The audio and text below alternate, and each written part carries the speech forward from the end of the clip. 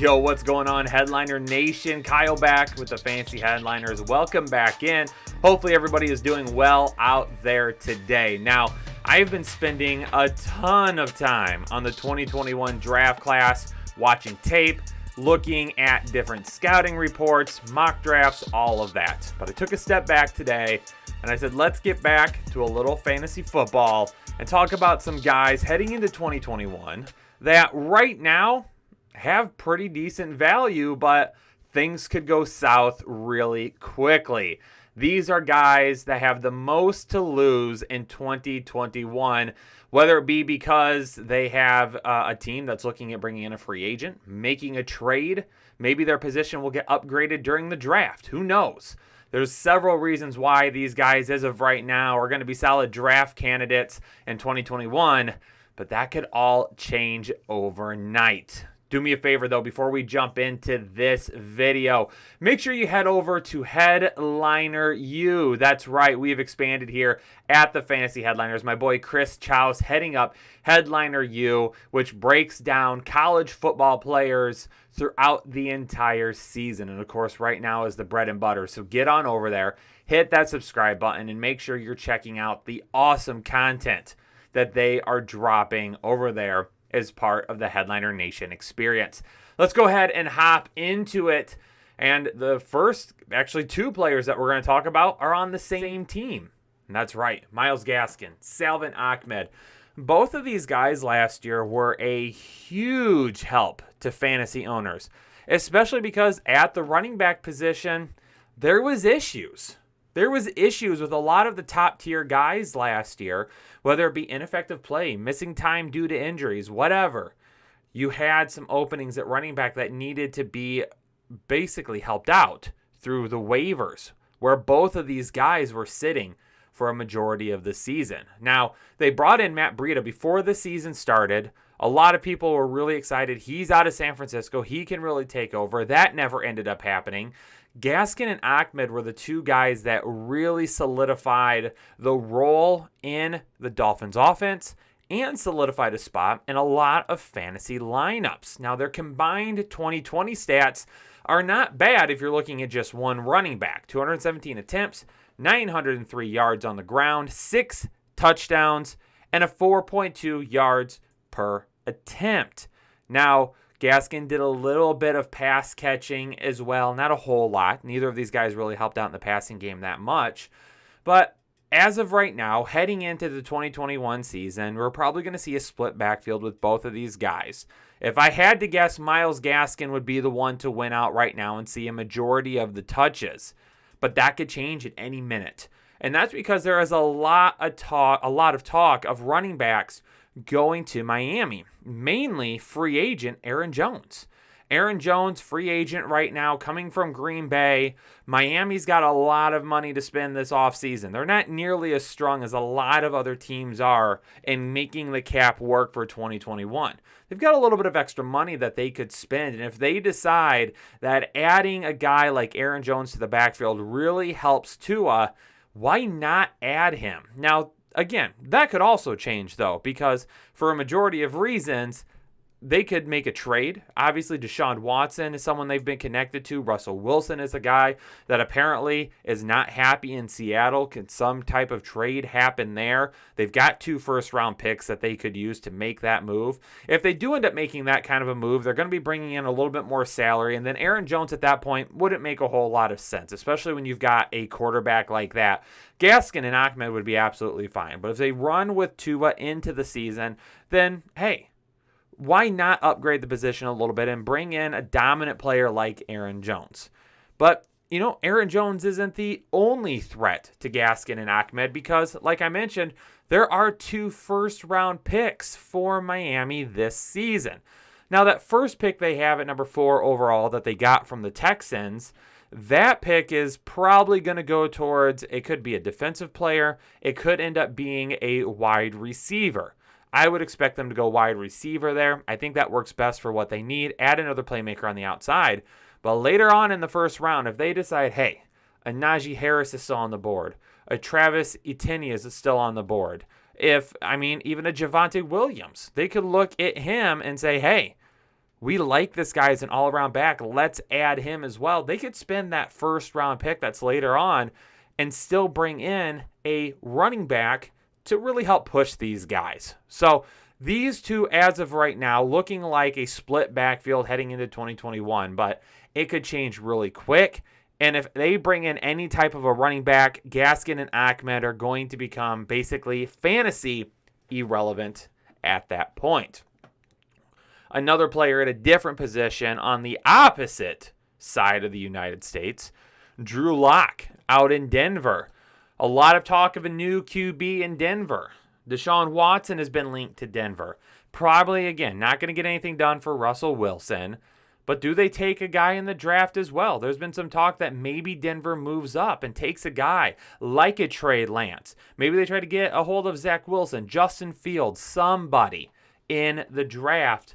There's a lot of talk of trying to upgrade that quarterback position. Me personally, I'm not done with Drew Lock as of yet. I'm not quite done with him. I know 2020 was not what we were expecting. I mean, if you talk to a lot of people last year, they were saying that Drew Lock was kind of that breakout quarterback because of the weapons around him. And that's why he's at the quarterback position, got the most to lose right now, because he is set up for success. Really, the only thing holding him back was just him. I mean, he's got tons of weapons there. He's got a good running game. Offensive line could be a little bit better, but it's not bad. His 2020 stats, though, man, they are just far below what a lot of people were expecting. Only 254 completions and 443 attempts. Didn't even get to 3,000 yards. Basically, was 1 for 1 in TDs to interceptions. His 15 interceptions last year led the league. You don't want to see that. You do not want to see that with your quarterback. But if they do decide to bring somebody in, they're going to have plenty of weapons, right? Cortland Sutton's going to be coming back. You have Jerry Jeudy there. Melvin Gordon. Do they try to bring back Phillip Lindsay? Noah Fant? I mean, the list just goes on and on. The weapons there are absolutely incredible. If Drew Lock loses his starting job, he's really missing out on an opportunity to put up some fantastic numbers with those guys. But it's just him holding himself back right now. He's got to take the next step. But he's only got one full year in the league. And again, last year, kind of a weird year. He didn't really get the type of offseason and preseason that you would have liked to see, to giving him a chance to work with the Jerry Judys that were coming in. He's going to get that opportunity this year. Me personally, I'm thinking Denver stays put. Use some of this, use this draft capital, use this pick to build up your defense. If you end up parting ways with Von Miller, you're going to need a little help on that side of the ball anyway. You play in a division where you're going to have to stop some pretty tough opponents.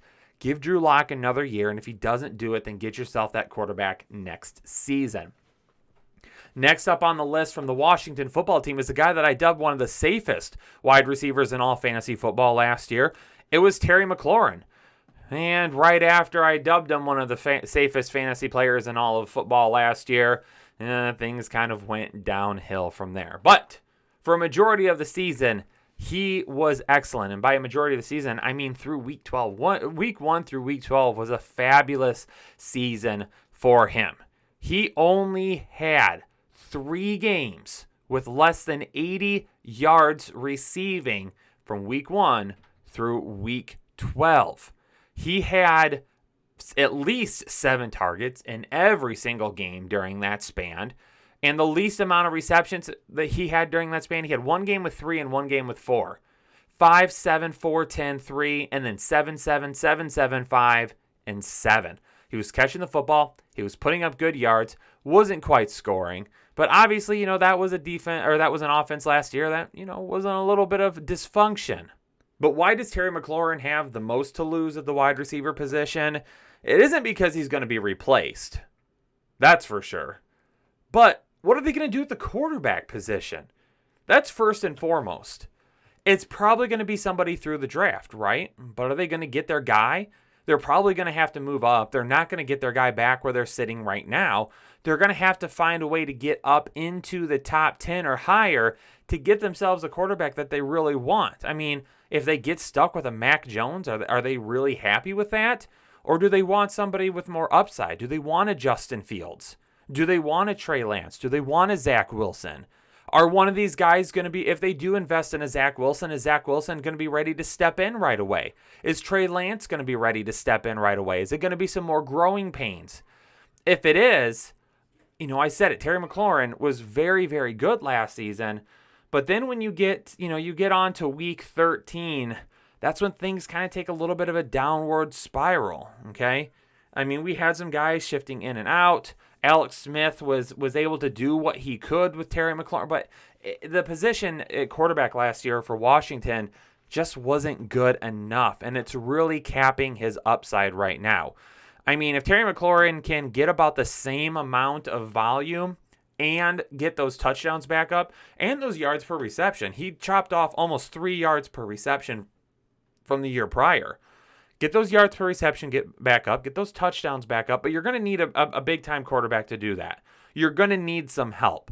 If he can get that help, then he's going to be just fine, but he's going to need to have that help. So, Terry McLaurin, he's got a lot to lose because he's ready. He's got the talent. He can take that next step and become one of the top-flight wide receivers in the NFL. He can become a guy that we look at as a top 12 wide receiver in fantasy football. But a lot of it's going to be tied directly to his quarterback. Heck, the same thing is for Allen Robinson. Allen Robinson's not going to be brought up on this video at all. I mean, he should be at this point because the Bears don't have a quarterback. But it's the same thing. Allen Robinson has put up these really good numbers for so long, but we're kind of desensitized to it because we know that upside really isn't there right now. I mean, with guys like Nick Foles, with guys like Nick Foles and Mitchell Trubisky, with guys like Blake Bortles, Allen Robinson is a guy that's putting up 1,000-yard, seasons. He's doing it little bit though. He's not putting together these huge weeks and scoring a ton of fantasy points for you.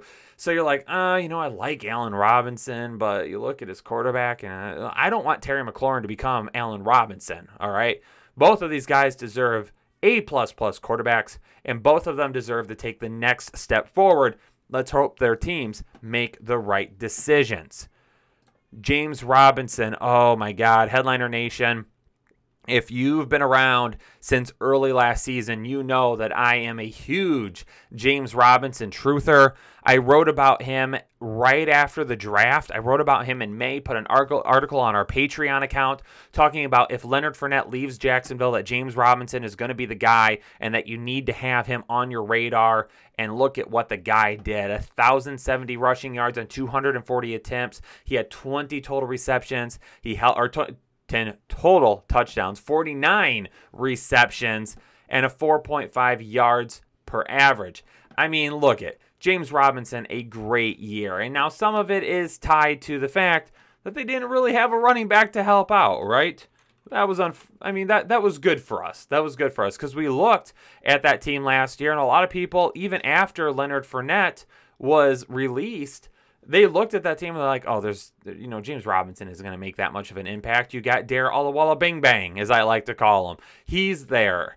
You've got Chris Thompson. He's there. Laviska Shenault. A lot of people are talking about him as being a guy who's going to get a ton of touches. I mean, James Robinson had 240 attempts. Dare Ogunbowale had 32. That was the next closest. So it makes sense to me when I hear the coach and GM say, we're going to bring in some guys to that running back room. To me, that makes sense. All right. You're going to need somebody to back up James Robinson, okay? But to a lot of you out there, it's panic mode right now. Oh, James Robinson, he's going to be replaced. If they use a draft pick, then everyone's going to be like, oh, draft capital. That's one of the best arguments that I love listening to people say. Well, draft capital says that they should be the starter there because they spent more on them in the draft. They could take somebody in the 7th round and they have higher draft capital than James Robinson. It doesn't mean a 7th rounder is going to beat out James Robinson for the starting job. Now, if they took somebody in the 1st round, if they draft Najee Harris, I'm like, oh, crap. Yeah, then at that point I'll be worried. But they're not bringing in an Aaron Jones. They're not bringing in Chris Carson. They're looking at some guys that they could bring in to James Robinson to complement him. What if they bring in James White? I'm not worried about James Robinson at all at that point. James White would be a great addition to this team. What if they bring him in? Are y'all going to freak out that James Robinson is going to lose his job?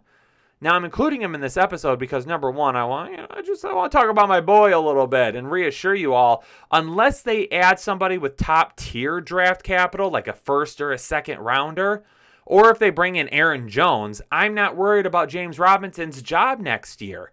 He's earned that job, and I don't think he's done anything to lose it. Bring in somebody to help him out.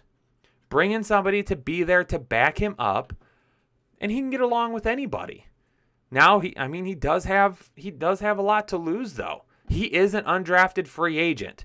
Arian Fosters just don't pop up out of nowhere, and that's kind of what James Robinson, that's the trajectory he's on right now after his rookie season. You know, that's another undrafted free agent running back that you look at and you say, hey, James Robinson, Arian Foster, come out of nowhere, do this type of work. So, yeah, a top-tier talent absolutely could unseat him.